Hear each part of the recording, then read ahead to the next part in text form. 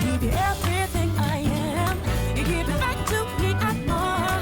We're gonna make our dreams come true and live a good life, good life, good life. Today on Tamron Hall, is the body positivity movement over?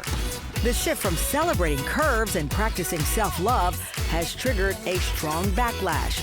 We have voices from both sides of the conversation. A plus-size influencer. Then our audience turned on her for losing weight, why she says that angered her fans. And model Tess Holliday returns to face her critics. Then, are the new weight loss drugs responsible for killing body positivity? And if I give up and quit, the whole world's gonna see me. I'm not gonna mess this up. winner of The Biggest Loser, Danny Cahill, now featured in a Netflix provocative new documentary. An all-new Tamron Hall starts now.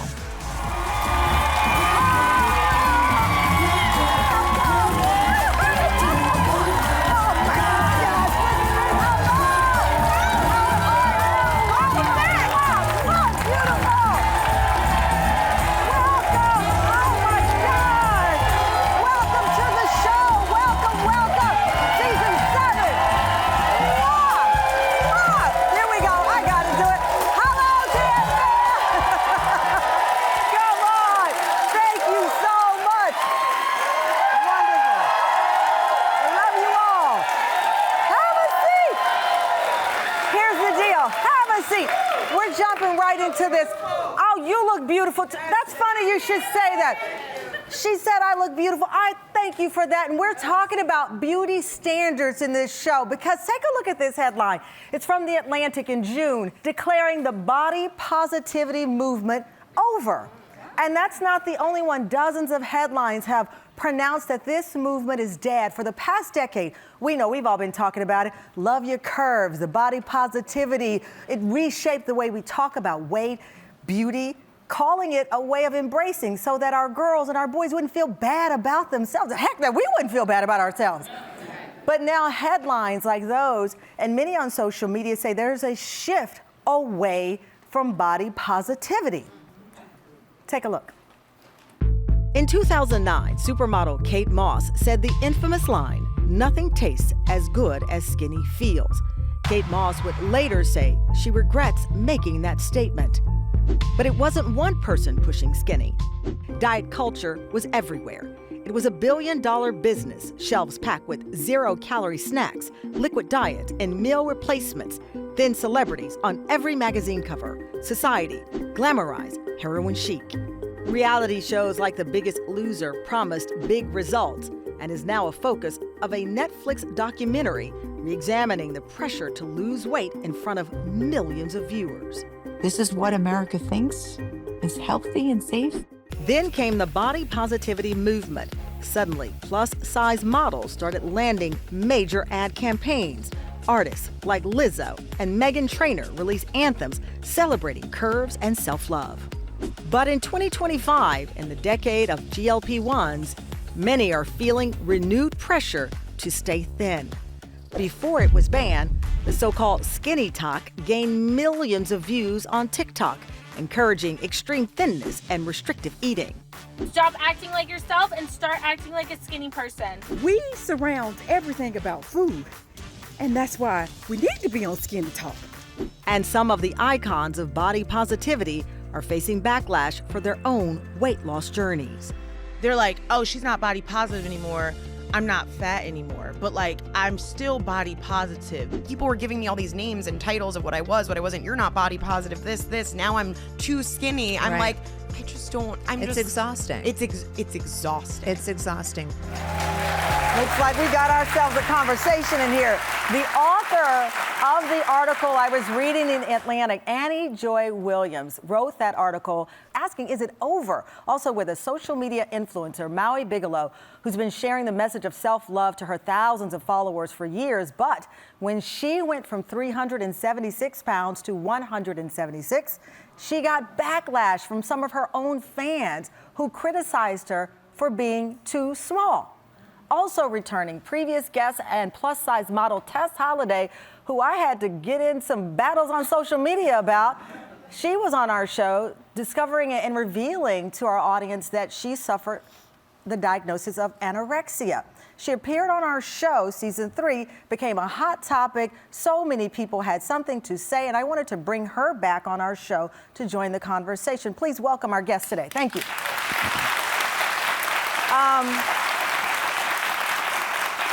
Annie Joy, so you studied this topic for about 3 months. You dove into this world called skinny talk. Now that I'm 55, I'm learning stuff every day.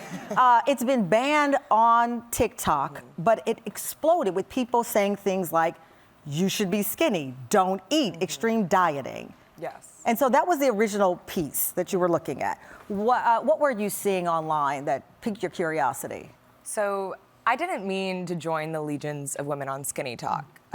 It happened quite seamlessly. Did you find yourself joining in? Well, I was subconsciously subscribing because I was lingering on these videos, right, online.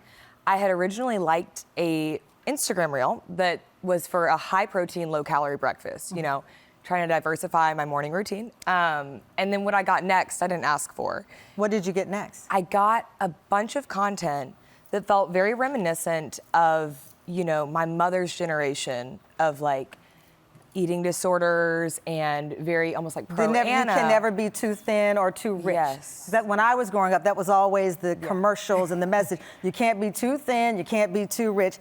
I think you can't be too rich if you do right with the money.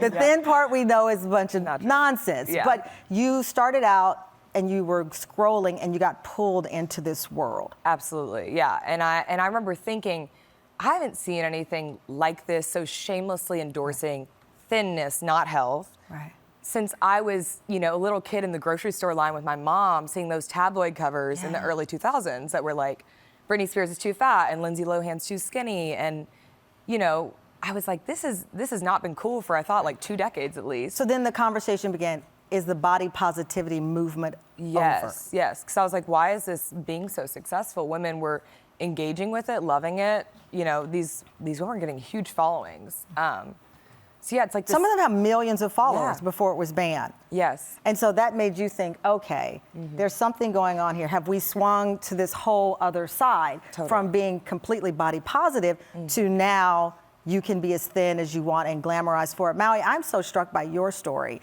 You, body positive, shared your story, you lost weight, you told your fans and revealed it, and what did some of them say in response to you? You lost too much weight. Don't lose any more weight. You look like a bobblehead.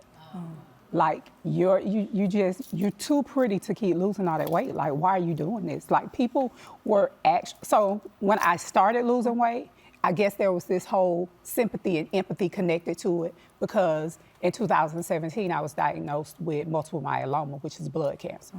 And then later on in that year, I was diagnosed with scleritis, which is similar to lupus. So your weight loss in many ways was related to a diagnosis of cancer. I also know you had fibroid issues. I had 17 uterine fibroids. So people didn't know, some of them didn't know why you were losing the weight, and they instantly thought you were selling out. Really, the truth is, they were okay with me losing weight when it was to a certain extent. But like now, like the latter part of 2024 and now, like it's like you're getting too skinny. Tess, you came on our show and you revealed that you'd been diagnosed with anorexia. The cruelty was so confusing to me. A, why does someone else's weight make you that mad? I don't get that.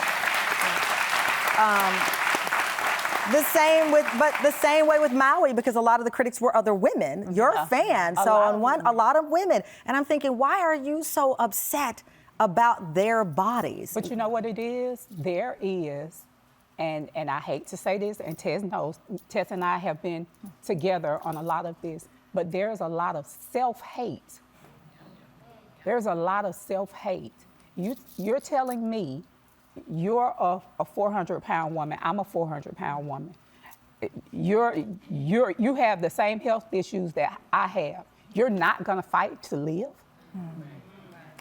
Like, it wasn't about an outfit. It wasn't about an outfit. Because you can run my Instagram. I'm gonna put my clothes on. I always look good. So it wasn't about an outfit. It wasn't about me trying to please somebody or meet somebody's aesthetic or standard. I was dying.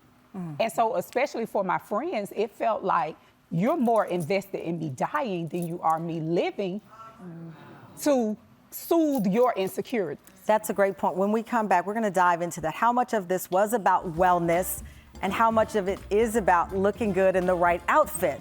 That's the debate some folks are having. Annie Joy, Maui, and Tess are not going anywhere. We'll be right back.